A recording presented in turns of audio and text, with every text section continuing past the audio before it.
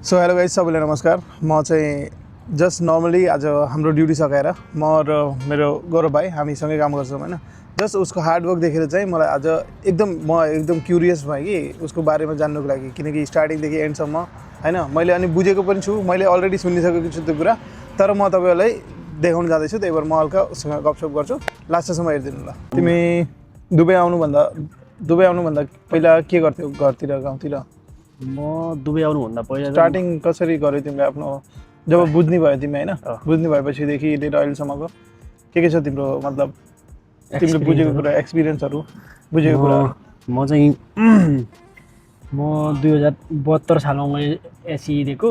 मेरो first batch थियो एसईको 2072 सालमा दिएको। अहिले त नेपाल 83 भएपछि 11 वर्ष भयो, 11 वर्ष अगाडि दिएको। 11 वर्ष पहिला। त्यसपछि मेरो +2 जोइन गरेँ मैले। गाउँभन्दा अलिकति टाढा स्कुल थियो, कलेज। बस 1 घन्टा चाहिँ हिँड्नु पर्थ्यो हामी, हिँडेर 1 घन्टा हिँड्ने, 1 घन्टा हिँड्ने आउने, यस्तै 1 घन्टा आउनु 1 घन्टा जानु लाग्थ्यो हामीलाई यहाँ जाने पढ्नु भनेको। अब त्यही थियो कि अब अलिक टाढा पर्थ्यो घरदेखि। त्यो अब घरतिर बस्नु पर्थ्यो। मभन्दा ठुलो दाइ हुनुहुन्छ, दाइ भनौँ न बाइक पढ्नुको लागि दाइ बाहिरतिर हुनुहुन्थ्यो पहिल्यै। अनि अब घरमा म एक्लै थिएँ, बुवा कामको लागि इन्डियातिर, अनि आमा र नानीहरू थियो। सघाउनु भए पनि घर बस्नुपर्ने थियो नि त। त्यही भएर 11-12मा पढ्दाखेरि, कलेज पढ्दाखेरि त्यसरी नै बिहान जाने बेलुका फर्किने गरिकन नै यो भनौँ न त्यसरी नै टारेँ मैले। अनि मेरो +2 दिएपछि चाहिँ म केही गरौँ केही अर्को नयाँ चिज पनि गर्न एउटा क्युरियोसिटी चल्यो क्या माथि। अब त्यो मान्छेको क्युरियस हुन्छ नि त कि केही गर्न पाएँ प्लानिङ हुन्छ मान्छेको। +2 पढेर भन्दा नि म अरू केही टेक्निकलतिर भनौँ न अरू केही गर्छु, अथवा केही सर्ट टाइममै केही गर्न सकिने खालको एउटा केही नलेजहरू दिएर केही गर्नुपर्छ भन्ने सोच आयो दिमागमा। त्यसपछि म धनगढीतिर आएँ। धनगढी आउनु पहिला त पढ्नुभन्दा पनि पहिला म धनगढी मेरो मामा घरको हजुरबा बित्नु भएको थियो, त्यतिखेर आएको थिएँ म त्यहाँ। अनि त्यतिखेर चाहिँ सोच आयो कि होइन म अब यहीँ बसेर केही पढ्नुपर्छ, केही भनौँ न नलेज दिनुपर्छ भन्ने कुरा पनि भयो। अनि ल घर फर्केपछि घरमा सल्लाह गरेँ कि म पनि अब होटल म्यानेजमेन्ट पढ्छु। यो +2 त पढ्यो, त्यही पनि अब त्यो घरकै कामले मात्रै त धान्नु नसकिने होइन, केही त गर्नु पऱ्यो नि। अब जस्तो अब एक त जिम्मेवारी पनि छ, फेरि घरमा एक्लै छ मान्छे, दाइ हुनुहुन्छ मभन्दा ठुलो, उहाँ बाहिर हुनुहुन्छ, बुवा पनि बाहिर, अब घर त हेर्नु पर्थ्यो। अनि मैले अब एटलिस्ट नानीहरू पनि ठुलो भएपछि अलिकति आफू पनि दिमाग आयो नि त, ल अब चाहिँ बाहिर जानुपर्छ, पढ्न मात्रै अलिकति मिहिनेत गर्नुपर्छ, त्यसपछि जे जस्तो भए पनि भन्ने सोचले अनि म धनगढीतिर बसेँ। कति 75मा धनगढी आयो सायद। कति टाइमसम्म बस्यो धनगढी? म धनगढी अलमोस्ट 3 वर्ष जति बस्यो होला। 3 वर्ष। हजुर, 75मा गएँ धनगढी आएपछि। अनि मेरो सोच आयो कि म अरू विषयभन्दा पनि म एचएमतिर चाहिँ मेरो अलिकति मलाई चाहिँ न्यू फेसहरूसँग इन्ट्रेक्ट हुन चाहिँ अझै मनपर्छ, राम्रो लाग्छ। अनि नयाँ चिजहरू, नयाँ थिङ्सहरू गर्न पाउँदा झन् खुसी लाग्छ, धेरै कुराहरू, नयाँ कुराहरू हेर्नु। त्यही भएर अनि म धनगढीतिर बसेँ 2075 सालमा नेपाली इयरमा। अनि धनगढीतिर बसेपछि म कलेज जोइन गरेँ धनगढी एचएम पढ्छु भनेर। एचएम +2 मैले अलरेडी गरिसकेको थिएँ, फेरि डबल +2 गर्नुभन्दा बरु म डिप्लोमा नै गर्छु, एटलिस्ट सर्ट टाइमको लागि होइन, केही अलिक पनि सजिलो पनि हुन्छ। अनि त्यो तरिकाले चाहिँ मैले +2मा पढ्नु भन्दा नि म डिप्लोमा गर्न लागेँ। होटल म्यानेजमेन्ट गरेँ मैले त्यतिखेर नेक्सस एजुकेसनबाट। हाम्रो 18 महिने कोर्स थियो। अनि 18 महिनामा चाहिँ 1 वर्ष जति चाहिँ थ्योरी नै थियो, अनि 8-9 महिना जति चाहिँ हाम्रो चाहिँ प्र्याक्टिकल भनेर यस्तो त्यो कोर्स नै थियो त्यतिखेर। अहिले चाहिँ अब त्यो कोर्स पढ्ने मात्रै कि जब पनि गर्थ्यो तिमी? म 1 वर्ष थ्योरी गर्दाखेरि त पढ्न मात्रै पढेँ, बिहान पढ्ने, अनि दिउँसो प्र्याक्टिकल चाहिँ हुन्थ्यो हाम्रो 1.5-2 घन्टा, मतलब विकली बेसिस गरिकन त्यसो प्र्याक्टिकल त भइरहेको हुन्थ्यो। अनि अब त्यो थ्योरीको टाइममा चाहिँ मैले जब गर्ने टाइम नै भएन भनौँ होइन। अनि थ्योरी मेरो कम्प्लिट भएपछि मैले प्र्याक्टिकलको लागि भनेर हामी चाहिँ त्यही हाम्रो ल्याबहरू थियो कलेजमै, ल्याबमै गर्थ्यौँ। अनि त्यो भ्याएपछि चाहिँ म प्र्याक्टिकल र यता पार्ट टाइम पनि जब गर्थेँ। म पनि हस्पिटालिटी इन्डस्ट्रीको म पनि बुझ्छु। त्यही भएर अनि म पार्ट टाइम पनि जब गर्थेँ, एटलिस्ट भए पनि मेरो ब्याकअप त भइरहेको हुन्थ्यो आफ्नो लागि। अनि एक्सपिरियन्स पनि गर्नुहुन्थ्यो, अनुभव कस्तो हुँदो रहेछ। पढेर मात्र त हुँदैन नि त, एउटा बलको साइज यति हुन्छ भन्ने मात्रै भन्नु र त्यो गएर देखाउनु, साँच्चै उठाएर प्र्याक्टिकली गर्नुमा धेरै डिफरेन्स हुन्छ, त्यो कुरा चाहिँ राइट हो। त्यही भएर अनि म त्यहाँबाट पार्ट टाइम पनि गरेर आउँथेँ त्यतिखेर। अनि सडनली मेरो दिमागमा चाहिँ के चल्यो भन्दा यो लोकल एरियामा बस्नु हुँदा मलाई अझै कहीँ अन्त जानु मन लाग्थ्यो। अनि त्यतिखेर फेरि अब त्यो बेला माइन्ड पनि एकदम डाइभर्ट भइराख्ने कि नयाँ मान्छे देख्ने बित्तिकै हिन्दी हाल्नुपर्छ, यहाँ बस्नै हुन्न टाइपको हुने मलाई। अनि किनकि त्यो एउटा फ्रस्ट्रेसन हुन्छ नि त अब आफ्नो देशको अब त्यस्तै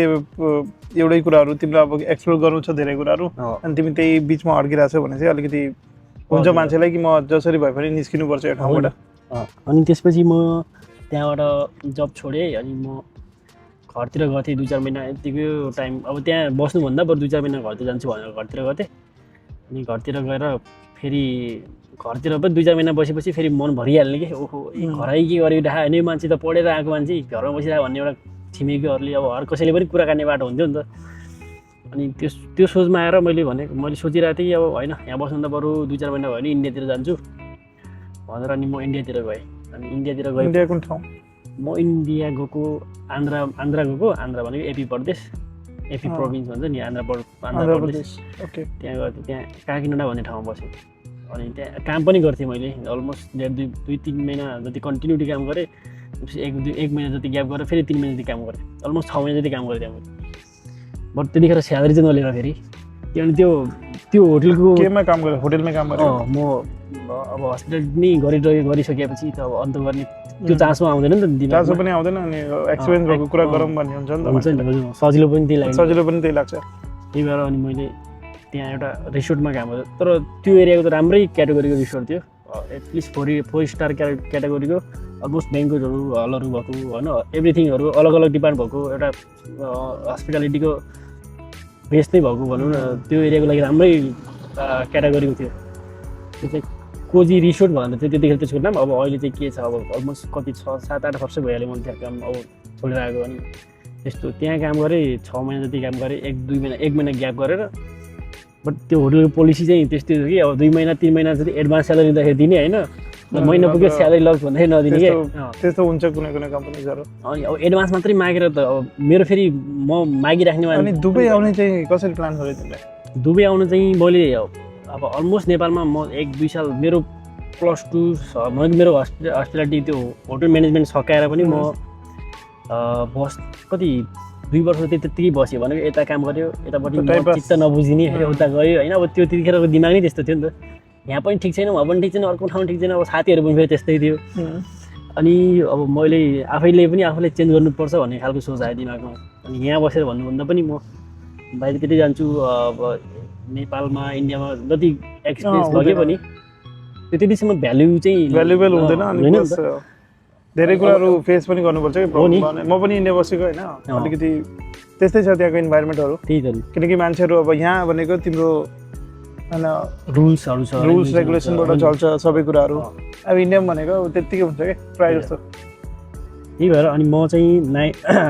म 19मा इन्डियामा थिएँ, 20मा म घर आएँ। घर आएर म यता काम गर्थेँ, पोखरातिर काम गर्थेँ इन्डियाबाट आएर। पोखरातिर काम गरेँ। अनि पोखराबाट म तनहुमा पनि काम गरेँ, रिसोर्टहरूमा काम गरिरहेको हुन्थेँ म। भने यहाँ भने चाहिँ राम्रो एक्सपिरियन्स लियो तिमीले? म नेपालमा हुँदाखेरि मैले एफएमबीमा नै गरेको सबै अलमोस्ट 2 वर्ष चाहिँ एफएमबी नै गरेँ। अनि मलाई किचनमा अरू अन्त डिपार्टमेन्ट भन्दाखेरि मेरो अलिकति फेभरेट नै थियो भनौँ न एफएमबी त्यतिखेर। अझै मलाई अझै किनभने गेस्टसँग नि इन्टरेक्ट भइराख्ने। अनि चाहिँ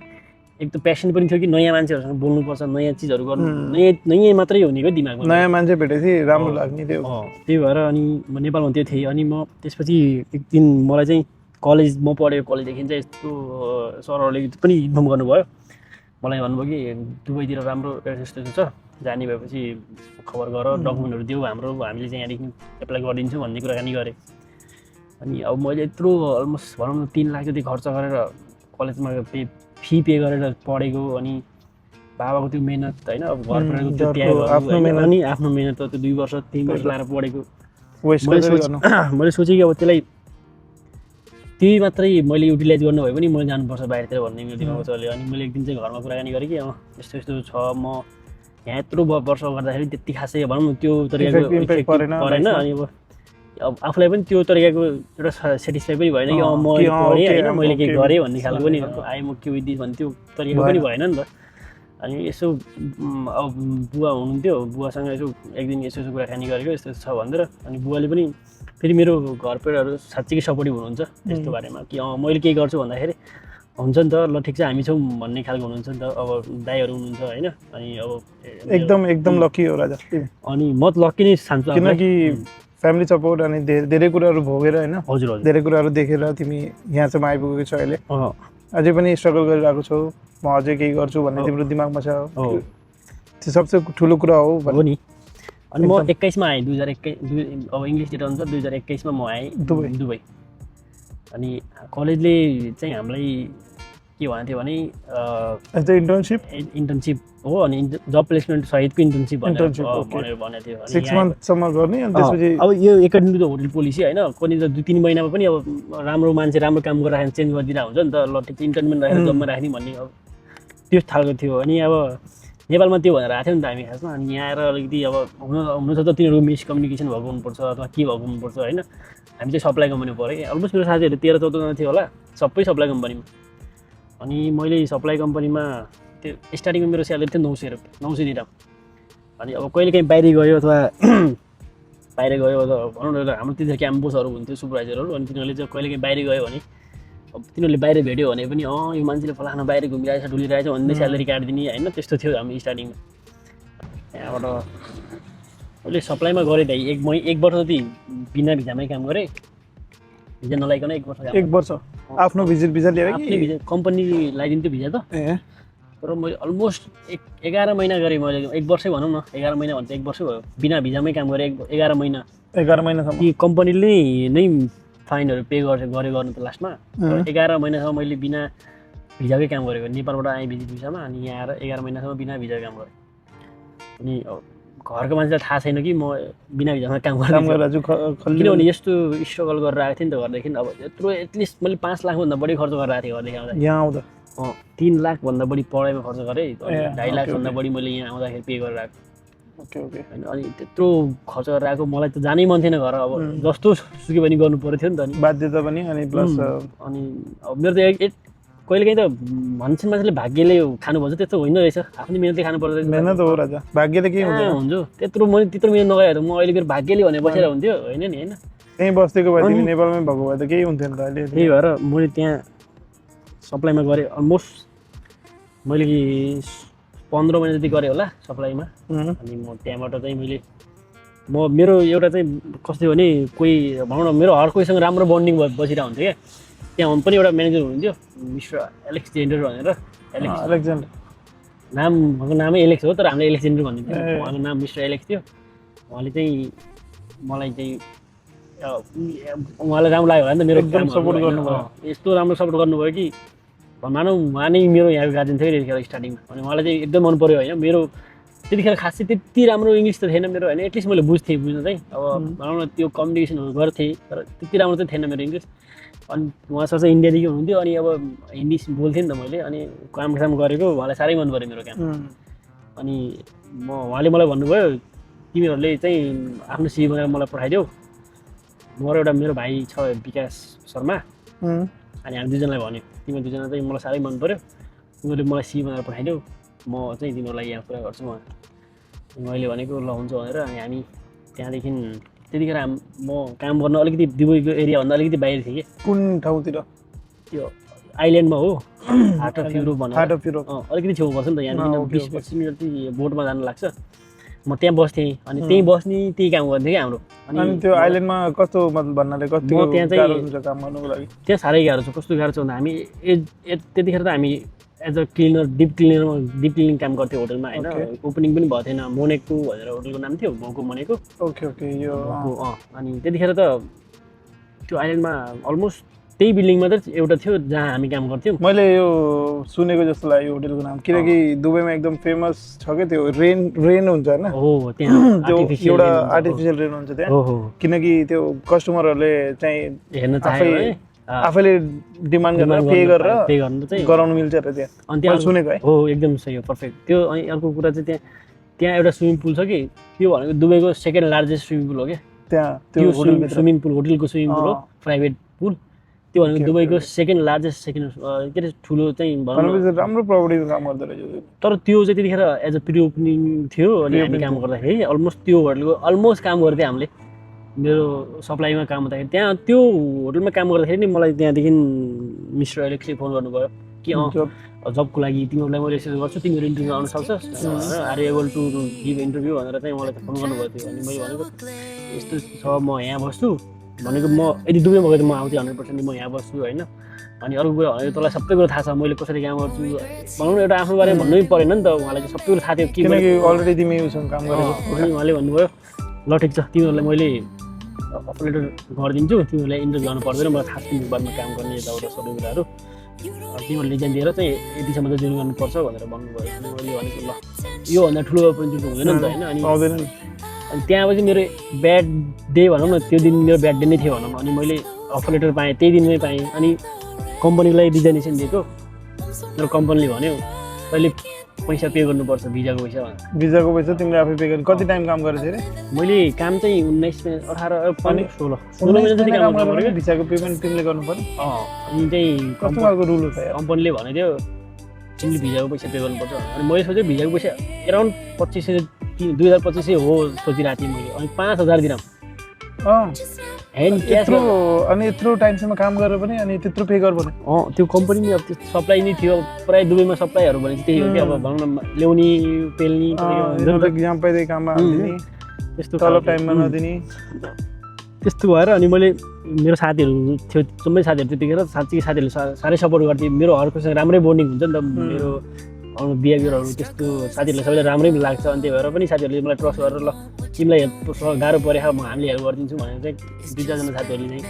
आफ्नो स्यालेरी बचाएर घर नपठाएर मलाई दिएर होइन मैले चाहिँ त्यहाँ पे गरेँ स्यालेरी के अरे 1 महिनाको नोटिस पिरियड दिएर रिजाइनेसन दिएँ अनि तिमीले 5000 पनि पे गर्यो 5000 क्यास पे गरेँ त्यसलाई मैले अनि अति धेरै भयो त्यहाँबाट यत्रो टाइमसम्म एउटा कम्पनीमा काम गरेर पनि त्यहाँबाट अनि म गएँ त्यहाँदेखि चाहिँ मेरो स्ट्रगल चाहिँ अझै मलाई चाहिँ स्मुथ भएर लाग्यो होइन मैले अझै के गर्नु सक्छु भन्ने अझै मलाई बढी भनौँ न आफूलाई नै पावरफुल ठान्न मन झट्का जस्तो लाग्यो तिमीलाई होइन त्यहाँदेखि म गएँ अनि मेरो फर्स्ट आफैले जब गर्ने होटल चाहिँ मोबेनपिक होटलमा काम गरेको मैले मोबेनपिक जेबिटीमा काम गरेको त्यसपछि तिमी डाइरेक्टली मोबेनपिकमा होटल स्टाफमै गएको त्यहाँदेखि चाहिँ मैले म त्यहाँ 23मा जोइन गरेको थिएँ होला 2023 त्यहाँदेखि चाहिँ मैले मोबेनपिक गएँ मोबेनपिक गएदेखि चाहिँ त्यहाँ साथीहरू राम्रै थियो अनि मेरो एउटा भाइ छ विकास शर्मा भने नि ऊ र म सँगै फेरि होइन त्यहाँ पनि सँगै दुईजना जोइन भयौँ अनि त्यहाँ पनि दाइहरू सँगै हुनुहुन्थ्यो सबैजना साँच्चै सपोर्ट गर्नुहुन्थ्यो मलाई अनि मैले कति त्यहाँ म चाहिँ हाउसकिपिङमा जोइन भएको थिएँ अनि मैले 8-9 महिना चाहिँ काम गरेँ हाउसकिपिङमा हाउसकिपिङमा राम्रै थियो मेरो त्यस्तो नराम्रो त होइन किनभने म आफै पनि पेसेन्ट भएको मान्छे अनि म हाउसकिपिङ पनि राम्रै गरेको थिएँ त्यसपछि मलाई एउटा दाइले चाहिँ सजेसन गर्नुभयो तिमी हाउसकिपिङ भन्दा पनि तिमी किचनतिर आयो भने तिम्रो लाइफ अझै राम्रो छ भनेर अनि दाइले उहाँको नाम चाहिँ सूर्य फेरि हजुर दाइको नाम सूर्य मेन्सन गर्न मिल्छ नि दाइको नाम सूर्य हो होइन सूर्य भुजेल हो उहाँ चाहिँ पोखराको हुनुहुन्छ उहाँले एक दिन मलाई आएर यस्तो यस्तो छ भाइ हेर होइन तिमी किचनको लागि गर्नु छ तिमी एक त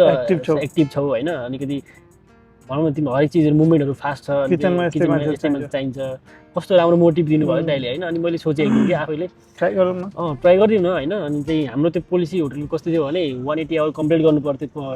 क्रस ट्रेनिङ गर्नु पर्थ्यो होइन अनि मैले याचमा गएर यस्तो छ मेरो इन्ट्रेस्ट भएको डिपार्ट हो अनि सो मैले चाहिँ क्रस ट्रेनिङ गर्न चाहन्छु भनेर चाहिँ एप्लिकेसन दिएको अनि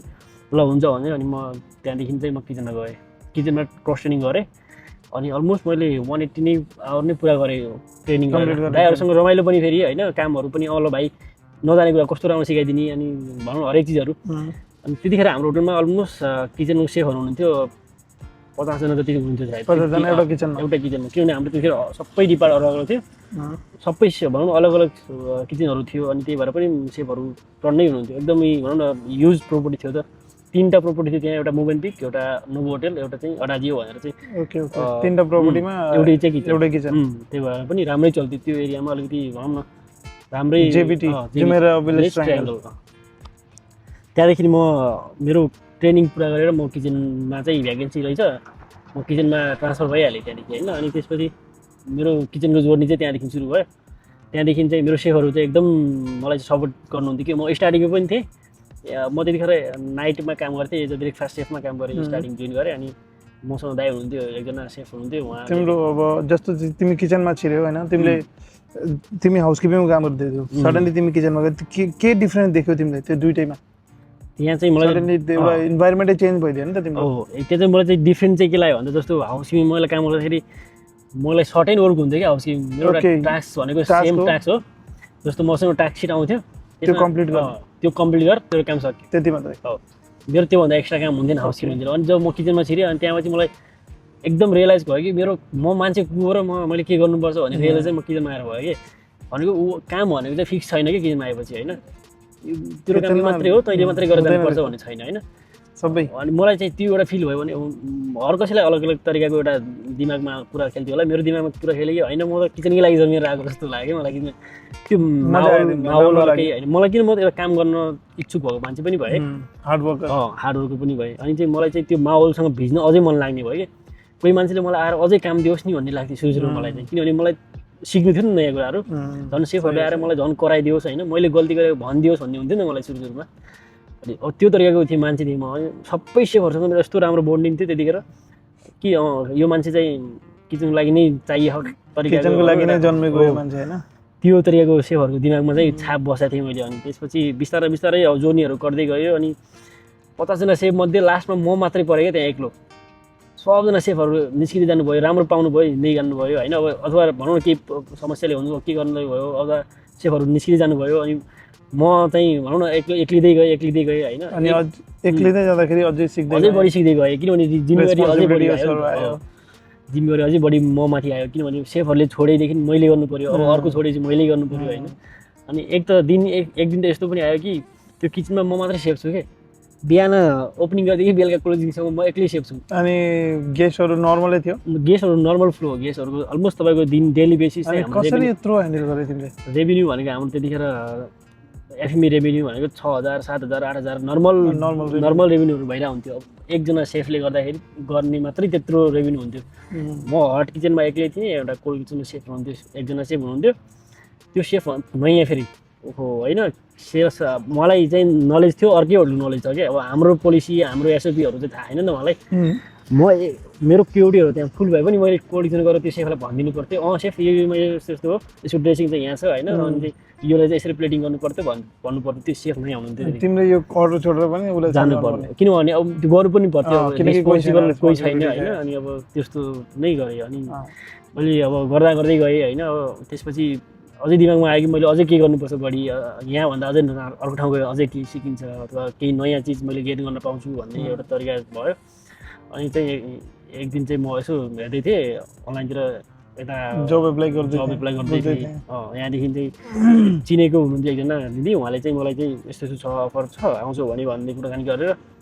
मलाई पनि फेरि म एउटा कस्तो भन्दा मलाई केहीको नयाँ कुरा गर्न अझै बढी मन लाग्ने अनि त्यही भएर हुन्छ नि त म ट्राई गर्छु एकचोटि होइन कस्तो हुन्छ भन्ने भयो अनि ल यस्तो छ भनेर चाहिँ ट्रायलमा बोलाएर यताउता गर्दाखेरि धन्न जब पनि भइयो अब यता पनि राम्रो लाग्यो सेफहरूलाई पनि मेरो काम मैले गरेको कुराहरू चाहिँ राम्रो लाग्यो त्यसपछि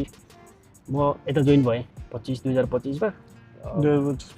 म 2025 जुलाईमा यता भोगो ग्रान्ड होटलमा जोइन भएँ त्यहाँदेखि चाहिँ